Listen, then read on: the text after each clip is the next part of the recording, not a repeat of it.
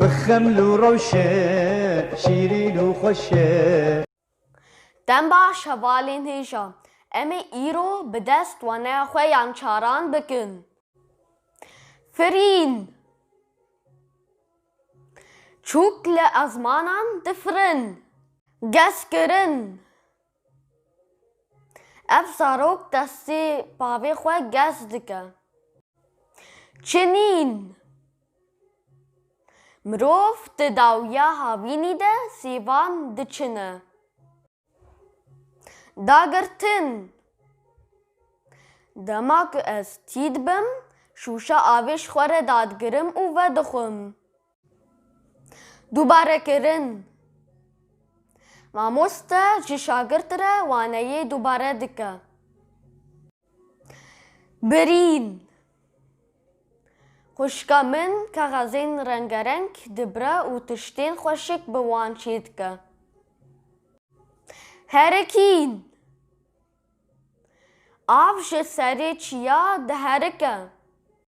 شاندن من نامه یک شتر شاند بندواری پر زحمته شوشتن هگر تو هر روش درانین خواه بشونه تجاری خرانابن تماشا کرن اف زاروک لبر پنجره رونشتیه و لدرو تماشا دکه ترس مشک جپسیکه دترسه و دروه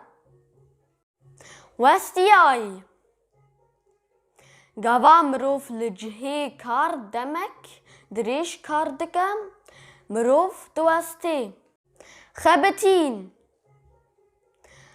گاواک از پر بخبتم و ماموسته من پر جمن هست بکه خمگین زاروکین که به دایک و باف بن پر خمگینن خیز کرن زاروکین پچوک نزانن بنیفسینن لی تنه خیزکان چیدکن خوارن زاروکین که نزانن بن خوارنه بخون و بسر خواده بکن خواندن اگر تو کردستانی تیزانبه به کردی بخوینه بزین زاروک به هفره دبزن آلیکاری کسین باش هر تم آلیکاری دکن آفجانی ده هاوینی ده از پر خواه آفجان دکم چپک اف زاروک سترانان دبیجن و لچپکان دخن رجاندن اف لاوک آوه درجینه و روش لیدخه و کس و سور چه دبه رونشتن اف زاروک ده ترمبیلی ده رونشتنه ماچ کرن اف قیزک برای خواه ماچ دکه نویسین اف زاروک کاری خواهی مالی دنویسن ما وانه خواه بداوی کرد از بهیویمه که بدلی وبه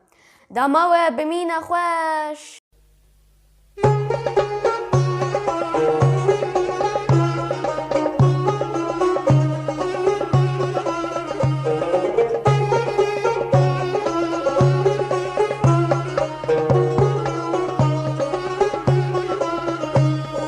بخمل و روشه شیرین و خوشه شیرین و خوشه زمان کردی